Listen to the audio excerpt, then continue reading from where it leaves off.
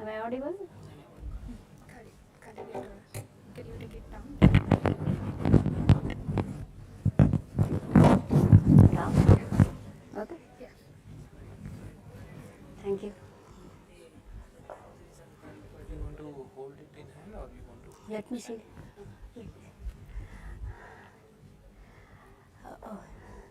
I'm going to talk on this astronomy awareness program. Morning we had 2 sessions on planetarium as a very useful tool for awareness programs.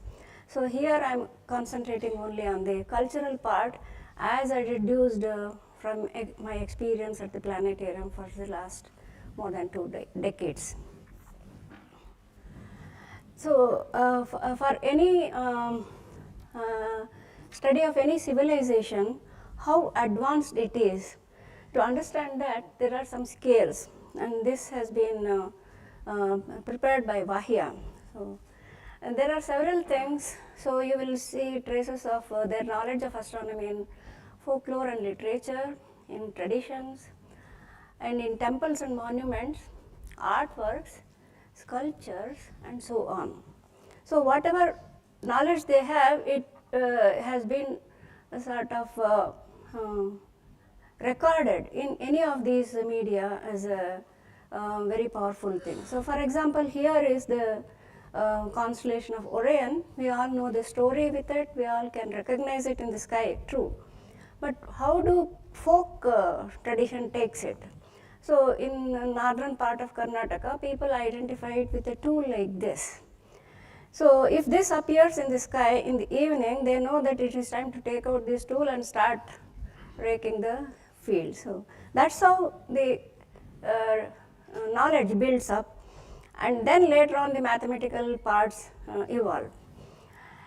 And most interesting things are the proverbs that have been developed in the folklore. So here I have given 2 examples from Karnataka.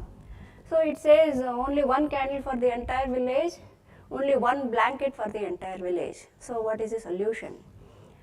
And in the Kannada version it reads better, so those of you who can read Kannada can enjoy the thing. So ಊರಿಗೆಲ್ಲ ಒಂದೇ ಬತ್ತಿ, there is only 1 batti for the whole town. So this is how we understand that their knowledge of the skies are following for the last maybe 3,000, 4,000, how many years, whenever the language developed. So now the superstitions that we are encountering, and most of the planetariums and other science centers are struggling to cope up with the deep-rooted superstitions because there is ignorance. So it's ignorance that is the cause of the superstition. So can you identify a festival with a visibility criterion for the moon? So this is where our attempt starts. They celebrate the festival, they enjoy it, and they spend money and do all things associated with it. But can they associate it with something that's happening in the sky? The simplest example is the phase of the moon. Because the names are not familiar, very few people are able to link the name of the festival with what you see in the sky. That's the ignorance. That means basically we need to understand the calendar. So all of us have these kinds of calendars in our houses. So I'm referring to this part of the calendar, which gives so many details, and usually it's ignored by the laypersons, saying that it is for the Pandit or Jyotishi to read about it. We are happy with what is this side. Okay, the red numbered ones, especially because they are holidays. But what are all these things that are written down here so systematically, and can you relate them to the sky? This is the awareness we need to create about the calendar. Whatever mathematics is associated with it is not relevant, but just point out to some name here, some number here, and link it to what is happening in the sky. So that's the first step that we need to do. That means essentially we are drawing their attention to the movement of the sun and the moon, and here we have to put a borderline somewhere between religion and tradition. So it's a very delicate thing. We also understood from the planetarium program presentations in the morning. Where do you put the borderland? You call this as tradition, you call this as religion. There is a thorough mix-up of the whole thing, and that's where the problem starts, and that's where the ignorance develops and leads to superstitions. So we have to first create the awareness. So now here there are so many things put in the remarks column, and if you can read, you will notice that practically on every day there is a car festival which is called as Rathotsava in some village or the other. So the car festivals of small temples in villages are all generally held between January and March. So this is filled. January is filled with some village name, some temple name, somewhere the festival is being held. Why should it happen only in January and March? So this is the kind of logical thinking that we have to lead them to. And the sun, of course, is the first object that guides us through the cultural practices and so on. So there is this personification of the all the planets, sun and moon in our mythology, in our tradition and all that. That serves a very meaningful purpose in creating awareness. For example, this is the statue of the sun in Konark Museum, and you can see that the hands are broken. If the hands were there, they would be holding these two lotuses. So generally sun will have lotuses held in both hands. This is for you to open up your eyes, so when you go to the museum next or go to the temple next, if you see a statue with two lotuses in hand, that invariably the sun. What's the second thing that you need to observe? The foot. See, you can see the characters here and the toes are visible. For this, there are no toes. So the sun is wearing a gum boot. So these are the kinds of characteristics that you have to be watching, which we have forgotten sort of. Now that takes us to the story, why the sun is holding the gum boot, etc. So that makes you read, that makes you think, what could be the logic behind that. And celebration of solstices, we have just celebrated one, so you know what it means. But do we celebrate the summer solstice also? Maybe you are not aware, but then summer solstice is an important thing that was noted down, and we see the celebration or something similar to that festivity in some parts of the places. The obvious reason is it's usually in monsoon season, so many festivals are not associated with. And then do we celebrate equinoxes? These are all things associated with the sun, so do we celebrate them? So this reminds me of the catastrophe of the year 2000. Some of you may remember that they predicted that the world is going to be coming to an end in the year 2000 because of the planetary conjunction and all that. So in order to tell people that such a thing cannot happen, we had made a special program in the planetarium. And in the planetarium, we opened the program with this kind of a cartoon where Ravana was tying up all the planets. Somebody told him that if the planets are in some specific position, he is going to be killed or his son is going to be killed or something. This is not in Valmiki Ramayana, but the story is very popular. So he tied up all the planets. That's the story. So we started with this. This is mythology, there is no faith. But then this was so impressive for the audience. We told this story in 2 sentences, then switched over to saying that this is wrong, this cannot happen, and that's what we are seeing, and so on.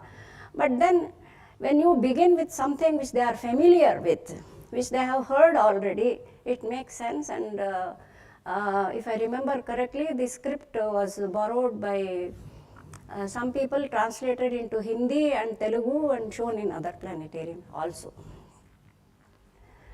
Of course, the moon is the thing that governs our civil calendar, and before we had this January, February kind of arrangement, it was the moon's phase that people remembered, and all routine things were being carried out with that. But then when we talk about vernal equinox, only 3 minutes. I started late. Okay, so the lunisolar calendar impact and nakshatras, all these things are associated with the moon. So you tell a nice story about the Ursa Major, and you say that this is the way it is in the sky, but those people who are seeing the sky for the first time will not be able to relate this at all, because from any part of India you cannot see Ursa Major like this, you will always see it like this. So this results in all kinds of misconceptions, what they hear, what they read, or they are not able to relate it to the sky. And a wonderful example is this. So they saw photographs of the telescope and they saw photographs of the observatory, and this is the result, by an adult, not a child. Okay. So this is the observatory after seeing the photographs. Okay. So can the solar calendars do away without the moon? Why or why not? That's the kind of thing. So we need to understand the old methods of reckoning time, which we have forgotten, and this is a table. This is not from 7th century or anything, this is just 150-year-old. So there are all these kinds of names which Alok is going to talk about in his talk next, so I don't have to spend time on this. This is by Raghunathachari in a book dated 1874. So till that time, the time of reckoning in Indian system was very much prevalent, and even today it is prevalent. But we need to understand it, we have forgotten it. And this literature part is equally interesting, and there is a 3-line verse by a famous poet of the 11th century. So it says, how do you measure the time?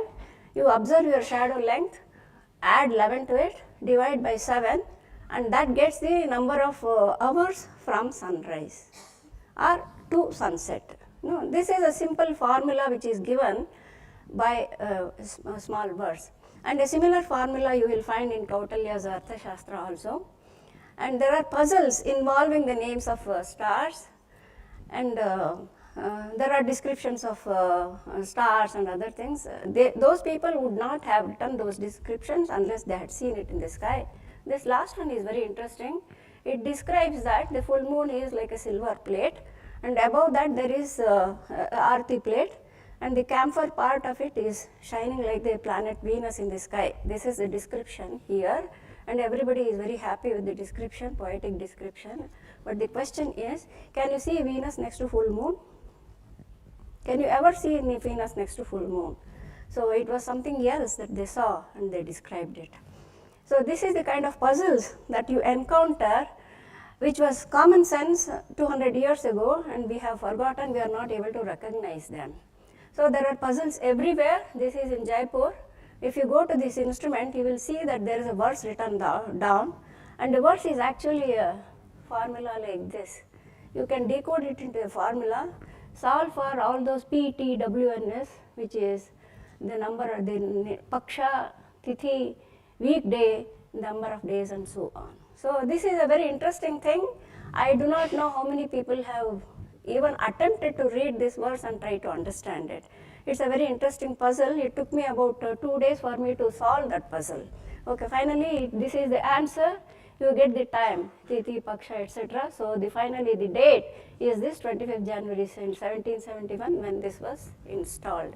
So these are the kinds of puzzles. You have the other puzzle here. So what are these markings here? This remained a puzzle, and then it is related to the patterns of the nakshatras. And so there were many attempts to match it with the nakshatras, because this is the only diagram we had. But fortunately the same temple also has this on the ceiling. So these mysterious characters are Ashwini, Bharani, Kritika, Rohini, etc. So that solved the problem. So are we able to appreciate even these kinds of puzzles which are presented in temples? Okay, and then this person who prepared this YouTube said that this is Maga, and he looked up Wikipedia and declared that Maga is consisting, it's a quadruplet system, and so that is represented here. So our people knew that Maga was a quadruplet system for 1,000 years ago. No, that's where you have to put a border somewhere. Well, this is true, but then the rest of it from Wikipedia will be nonsense. All of you are astronomers, you know how many centuries it took for people to realize that Maga or Regulus is a quadruple system. Okay. Then you have Stonehenge like patterns and these kinds of inscriptions you have everywhere in every village. People should be able to read that and appreciate the astronomy content in that. There are paintings, I will quickly go through them. These are the eclipse related things. So why there is a snake associated with the eclipse? Go to the mythology, history, try to remember it. And this is the work done by Kapoor. I remember him on this occasion. He would have been here. He had done a lot of work on this. So this is in the Gurudwara of Amritsar, and you have the eclipse depicted from his life history, Guru Nanak. So, or is it the depiction by some 19th century artist who had seen an eclipse? Either way, it's a good record. This is supposed to be from Bhagavata, and it was Shashi Tharoor who brought it to light. And he said that Krishna is observing or greeting you for Eid or something like that. That's the comment he had put. But actually, it is an eclipse episode from Bhagavata. So, it was depicted by an artist in the 17th century. And the artist had seen an eclipse, possibly, total eclipse. So, only when you see the close-up view, you can see that it was a very thin daylight, it's daylight. Okay. This is marking the time of birth. I will quickly run through this. So, you have to observe these kinds of things carefully, here and here, these kinds of things carefully. So, you get this, these are still there in the temples. So, you should be able to appreciate that they have retained it for so long and have been somehow using. This is another interesting thing, a similar device at this scale for measuring long intervals. So, what may be the size of the hole? There is a hole here, the time taken for it to sink is the measure of time. Okay. So, you have the size of the hole is the deciding criterion. So, what may be in this big one, we do not know. There is a musical treatise of the 16th century. It is supposed to be on the birth of the son of Lord Krishna, but it gives the date very precisely, and the date turns out to be this. How can Lord Krishna's son be born on this? Eventually, he turns out to be during the days of Krishna Deva Raya. So, he is actually giving the date of birth of the son of Krishna Deva Raya. So, this is the detail. So, that takes you to the interesting part of the history. As we know from history, Krishna Deva Raya, this thing was followed by the son's-in-law, not the son. So, what happened to his son? So, you can check on that. So, these are the Stonehenge-like patterns in Karnataka, because I know about the work of Sri Kumar Menon, Kameshwara, so I am showing this. But the next one is, this is a video taken last week near Raichur. So, this is the new finding. So, if there may be some such thing in your village also, please take a look carefully and try to understand what it means and how you need to appreciate it and try to preserve it for the next generation. So, ignorance shows up when we interact with parents and of kids who attend the astronomy workshops, from historians who had completely ignored that particular piece of information in a literary person, and of course from lay persons you can expect all kinds of meaningless questions. Well, I had a discussion with geography teachers also who had a big puzzle whether this is correct or this is correct. That was the puzzle they had. So, I had to solve the problem for them in their textbook. And of course, with the physicians, ophthalmologists, during the time of eclipse, everybody will declare, every ophthalmologist will declare that during eclipse, the sun will emit ultraviolet rays. This is a standard statement, okay. And so, if we are successful in creating awareness, let's say, what is the kind of magic you can expect? So this is a wedding card. This is a wedding card.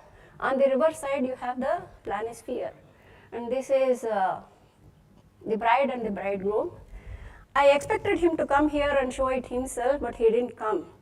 So I am showing it with his permission. And these are the various ingredients of the astrolabe. So here he has, this is for the wedding date. All the things have been decoded, including the planetary positions.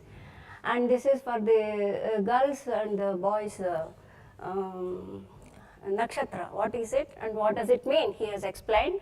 And he has assembled the whole thing and converted into a beautiful wedding card, which I have kept it as a collector's item. I would have brought it, but I expected that he would come. So I thank him for giving me permission to show you this. If you are interested, you can read up how he ended up with this. He made only some 75 cards.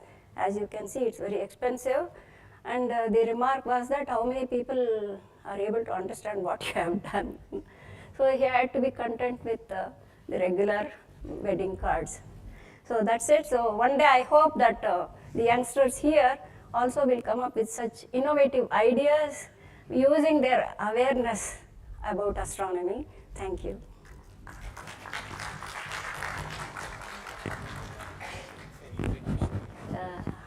If there is any quick question, we can ask one question.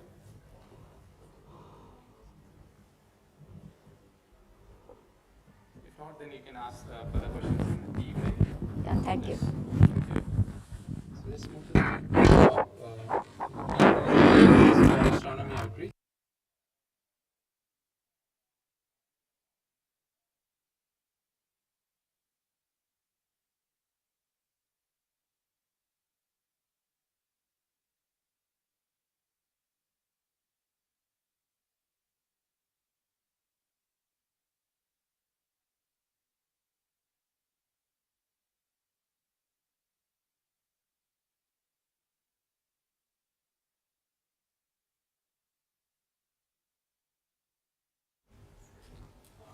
Good afternoon, everyone. So I'm Alok Mandogane, and I'll talk about using calendars for astronomy outreach.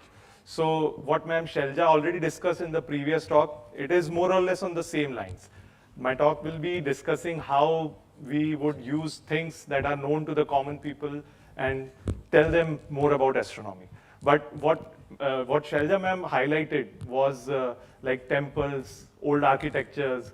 That's a different thing. Not everyone would be like aware about the what you call water clock or the structures available. It's good to have that, but there is something that is that has ingrained in our has been ingrained in our life generations after generation, and that is calendar. So first, I'll introduce myself. So I'm Alok Mandogane. I've been into astronomy outreach from my childhood. So I'm part of this NGO, Aryabhat Foundation. You can see a poster made by Karthike in the poster section. So I graduated from IIT Delhi in mathematics and computing. So you can imagine my passion in astronomy, mathematics and all. So all this led me to the path of app development. And to try it out, the first app I made was sunrise sunset. So calculation of rise set time of the sun. The second app I made, I thought, why not calculate the phases of the moon? That would be an easy thing to do. So that is how I made my second app called Hindu Calendar. So as it turned out, it became a big hit, and that's the reason I've been full-time involved in astronomy outreach now. So that is also the reason why I got into the study of calendars and cultural aspects of calendars. So calendar was always a big pull for the crowds because they know, they see the debates going on, Are Diwali aaj hai kal hai, when will be Diwali celebrated? There is always confusion. Always there is two set of panchang that are different. Okay. So this slide will tell you the whole crux why calendars are so important. So see, why calendars were made Kal Ganna. So this whole term is being used a lot nowadays, but basically timekeeping, that is used to keep track of the seasons. Initially, the society was simple, and we just used to track them for harvesting or sowing of seeds and all. So for that, in ancient times, what mankind used to do was observe the celestial cycles, see the cycle of the moon, cycle of the sun, changing of the season and all that. So you can see the history of evolution of different calendars that evolved, solar, lunisolar and all that. And finally, these different systems were found, and now they are the artifacts of all this history of astronomy in our day-to-day life. As you can see, there are variations in different cultures and all, but that is what everyone knows, okay? So what's the way around to get them back to astronomy? You tell them about the calendar, what they already know. What they don't know about is the details given along with the calendar. As Shailja ma'am had depicted, they only care about when is the holiday or when to celebrate the festival. But once they know that why are you celebrating this festival, if there is an astronomical basis behind of it, then first of all you have the pull. You have them knowing about the calendars, then they'll know and try to understand, okay, why does this moon is changing the phase? Unfortunately, not everyone even understand that. That is taught in very basic science, school level science, but still, people, if you talk to grown-up, not many people have idea about even moon phases. So they'll get to think about how moon phase changes, and finally, then maybe you'll be able to tell them about the basics of astronomy. So that's the main core idea why calendars are so useful. So yeah, so I'll tell you a couple of approaches I've used. My go-to, what you can say, concepts that I try to use. Most of you are doing like nighttime astronomy outreach events. So Dhruv Tara and Saptarishi, these things everybody is aware of, and most of you know that Dhruv Tara, when you show them Polaris, they said, oh, this is not very bright, right? So these are the things that we always show. But the problem is, apart from Dhruv Tara, Saptarishi, the other constellations and star names that we show are all in English. Okay, they are fascinated, oh, this is Sirius, the brightest star in the night sky, and so on. So whatever names you give them, okay, they listen to it and forget it. But there are already names in most of India that people are familiar with. They are household names like Kritika, Ashwini. All these names people are aware of from the calendars, and many girl names are also based on that. So that is something that is already deeply ingrained. So why not utilize that? So my approach has been to, initially I also, whenever I used to show the stars, that Orion, Dikha Diya, then show Polaris, Dhruv Tara, Saptarishi. After that, this inspired me to make another app. So one of the other apps that I made was Indian Sky Map, where I basically have a sky map where it shows the Indian names. Okay, I know there are variations and it's like painting it with one brush, but just the majoritarian view that depicted in that app will tell the names of those nakshatra, 27 nakshatra, and its relation to timekeeping and all. So I won't go into that right now. So, okay, here's an overview of variety. So again, this also gives you idea, because culturally, if you are, now it's, most of people are living in urban areas, people know about different calendars. For example, so these are different types of calendars, solar, lunar and all. I'll not go into that. So this illustration by India in Pixel is something that all of you would have seen. And people are aware of variation in calendar because of their interaction with other cultures. So you know that when Tamil New Year starts, it's not the same as Yugadi or Gudi Padwa, and it's obviously not the same as 1st of January. And there is variation, even further variation in different areas. So when you interact with that, that again exposure tells you a bit about some bit of astronomy. But again, if you are aware of it, if the audience, your audience is aware of it, and you understand that concept and try to explain it, that again becomes a good pull for them to understand the differences. So I told you about different nakshatra and different nakshatra names, right? So again, one more example, I won't go into the details. Adhik Maas is something that many people are aware of, but understanding the difference between different calendars is something, different months is something that, again a good pull. So, okay, I'll pause here. Can anyone tell me what this drawing is representing? Summer triangle. Even I, in my outreach events, the summer triangle hai, wo winter triangle hai, and Deneb Altair Vega. So that is what I used to do. But I told you about that nakshatra thing. Na? Now my favorite thing to explain when I'm like showing this part of the sky is not whether it's the summer triangle and the names of Deneb Altair Vega. Obviously I mentioned that, I tell them that, but This is something, I'm from Madhya Pradesh, so anyway, those of you who are not familiar with Hindi might not catch on. So this is what I like to explain. So this is a song, Mere Naina Sawan Bhado. Okay, song is something that many people have, in Hindi belt would have heard of, but it's this Sawan Bhado thing. Okay, basically the hero is sad and he's crying. But what this song is talking about, that Sawan Bhado is a common term.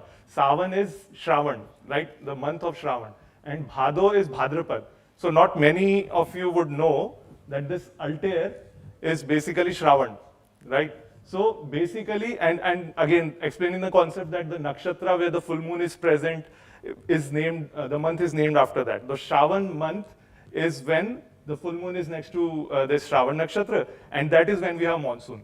And Bhado is Bhadrapad. Bhadrapad is square of Pegasus. Again, we also always tell it as square of Pegasus, but that is Uttar Bhadrapad and Purva Bhadrapad. So that square of Pegasus is Bhado. So that belt of area, you tell them that, okay, when you'll get full moon in this part of the area, and explain that will be monsoon season, then they, obviously Sawan Bhado song in itself is a big pull. And they the other thing is Sawan ka mahina pavan kare sor, right? So Sawan and Bhado, these sort of things are a great way to and actually tell them about the night sky. So, okay. So nakshatra names and full moon position. Kartik month everyone knows of, right? Kritika nakshatra, when I show them Taurus and Pleiades, instead of Taurus, it's easy to say Vrishab. But instead of that seven sisters and all, when you say that, okay, this is associated with the festival of Diwali. Diwali is something everyone knows that it's on Kartik Amavasya. So that just going through the sky and mentioning which months are associated with which nakshatra. And if the audience is good enough, that depends on the time left or the understanding level of the audience. We also have a role play that explaining that Earth going around in a ground, depends on the time left. So that again is an activity that I do to explain that how going around the sun, the different nakshatras will have different full moons. So, okay. So the other, ignore the graphics. Again, all this is, graphics was made by AI. But the one thing all of you would know about is Makar Sankranti, right? So Makar Sankranti is 14 June or 21st December, that all we have to explain at the time of Makar Sankranti. Now what happens is that I tell them right now, for example in January, I tell them about Makar Sankranti and then explain again in this role play where the sun will be transiting from one zodiac to other. Then we'll have Makar, Kumbha Sankranti, Meen Sankranti, Mesh Sankranti, and how Mesh Sankranti is linked to all the New Years in different calendars. So yeah, so this is the sun's journey throughout the year. So this is again something that they only know because they only have heard of Makar Sankranti. But instead of Uttarayan, and basically that's again explaining on, okay, I'll quickly cover, I think Atharv had mentioned this. So now I'll conclude with one interesting calendar. So till now I was only referring to Panchang and these sort of things, but there is underlying concept of movement of sun and moon and earth in the sky and all. So I'll cover Indian national calendar. Okay, it's a scientific calendar. I don't have time to cover it in detail, but it is scientific in the sense that its days are solar. It doesn't shift around like the lunar, and one should officially follow it because it is the official calendar of India, but unfortunately nobody is following it. You can see it in Gazette of India. So how is it useful? Okay, so now we have the cardinal points of equinoxes and solstices, where we have, we observe the sun's motion throughout the sky. So here is a poster, a POEC poster for winter solstice. Similar one is there for summer solstice. You just observe the rising points of the sun throughout the year. That will tell you about Uttarayan, Dakshinayan, and basically tell you about the motion of the sun. So the calendar I mentioned, Indian national calendar, is totally in line with these things. So we have made a yantra, it's already a yantra in Jantar Mantar. Again, an image showing the northward motion of the sun. This is the sunset on the western side. So This is TV, by the way, with Shanku Yantra. So Shanku Yantra. So one way of observing the changes with calendar was the motion of the sun on the azimuth, rising sun or the setting sun. That is something we can tell them. So temples and other instruments and all, we can obviously ask others to find astronomy in it. But just observing the position of sunrise or sunset will tell them a lot about the motion of the sun and the calendars. The other thing that we have made and we generally carry it around is the Shanku Yantra. So the shadow of that gnomon will basically tell you where the sun's position is in the sky and tell you in which zodiac it is in.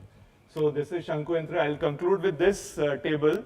So this table in itself tells you a lot about the solar aspect of astronomy. So for example, that Indian national calendar I talked about, it's made in such a way that the tropical, it's based on tropical motion of the sun. So the equinox is the new year, 21st of March is the new year, and the 3 months change after solstice. So summer solstice, 3 months will be over. After equinox, 3 more months will be over, and the next 3 months, another equinox, and finally last 3 months. And if you know, in our culture, there are like 6 ritus, like Sawan Bhadro, I talked about Sawan Bhadro, right? So Shravan and Bhadrapad are basically 2 months for rainy season, and there are different month names for different ritus and all. So this table in itself, we have a big printout that we show along with the Shanku Yantra. And again, it's a good way for like asking the students or audience to encourage them to observe and understand. Okay,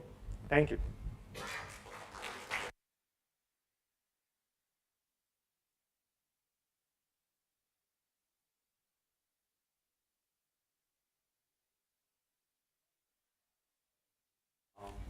Yeah, I'll be available in tea break. Yeah.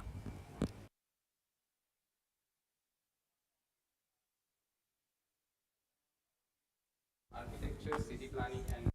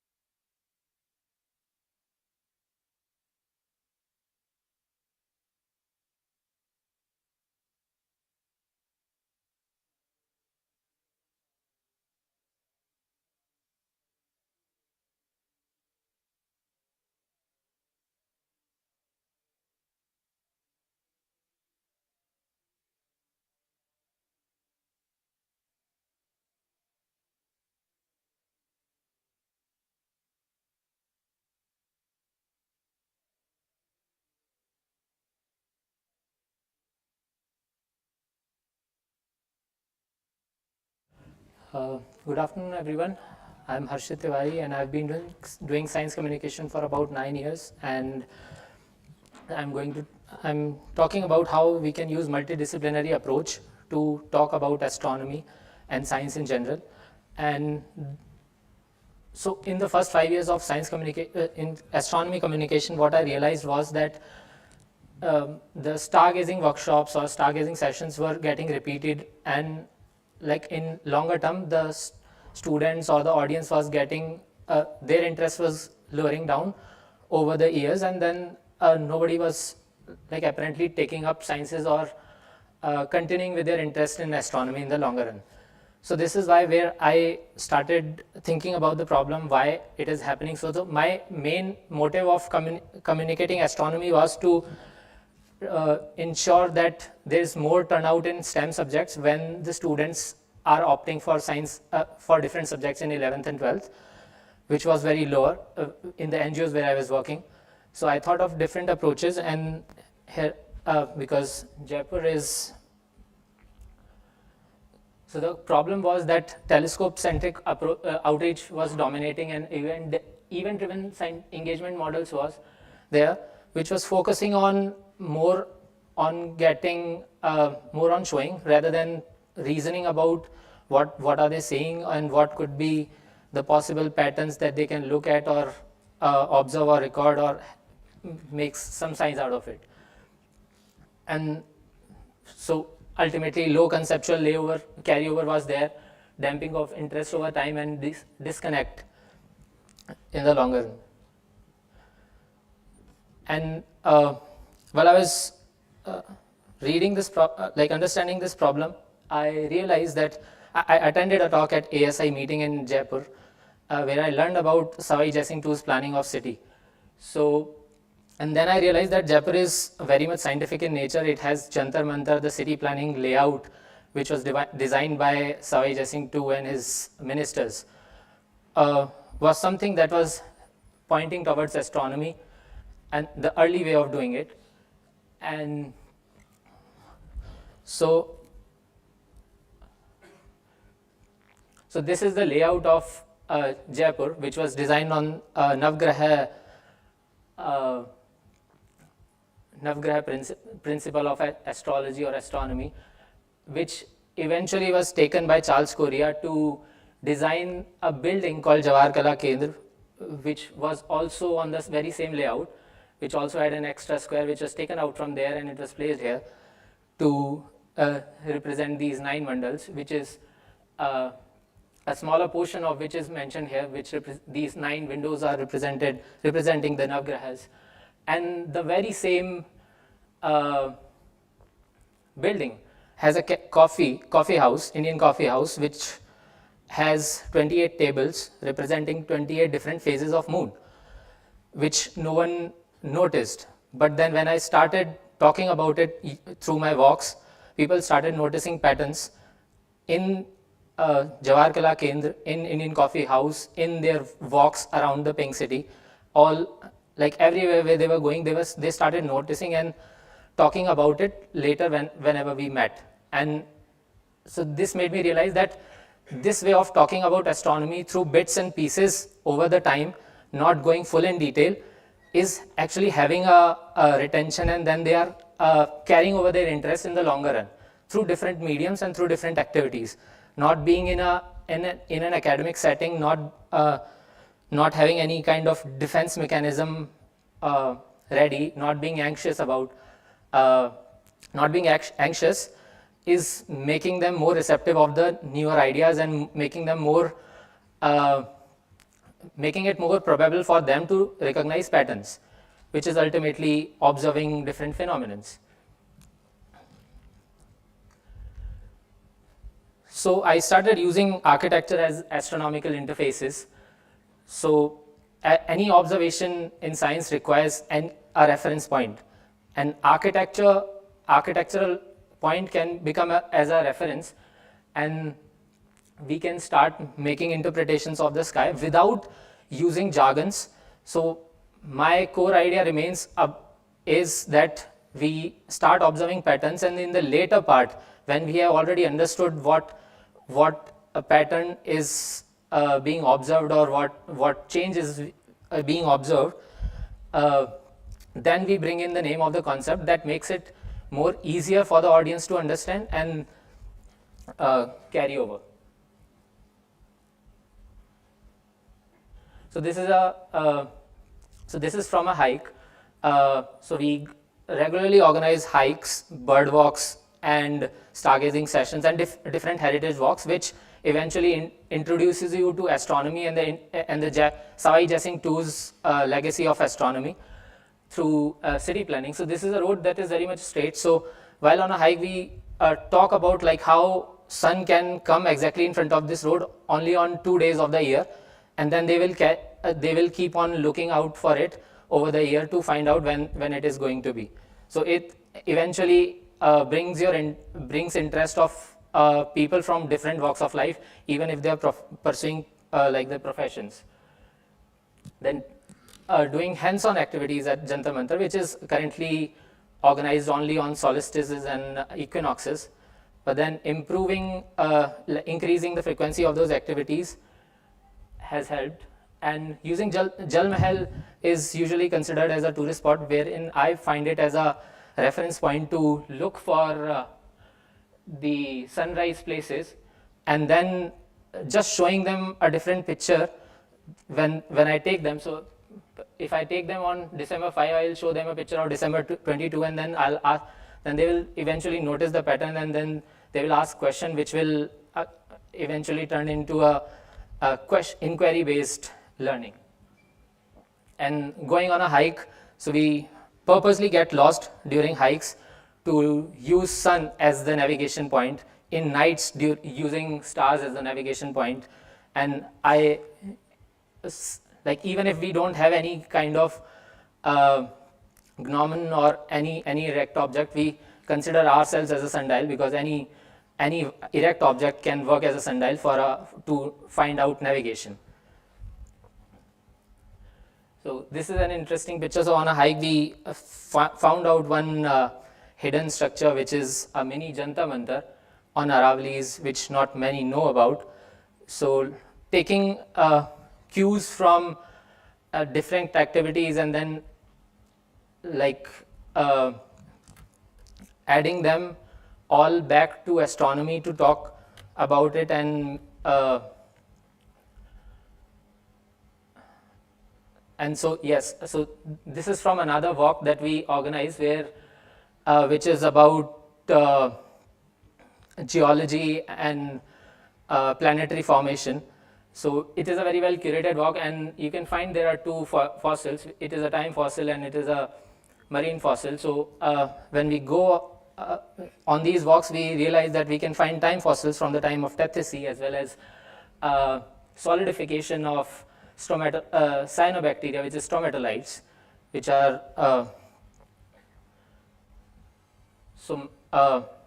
my approach is, as I mentioned, that citizen science should come from pattern observation, and it should be a continuation of other activities, and then this way it can carry forward for a longer run and eventually have better turnout. That's it. Thank you. Right, again, since we are running out of time, because next session is going to start in another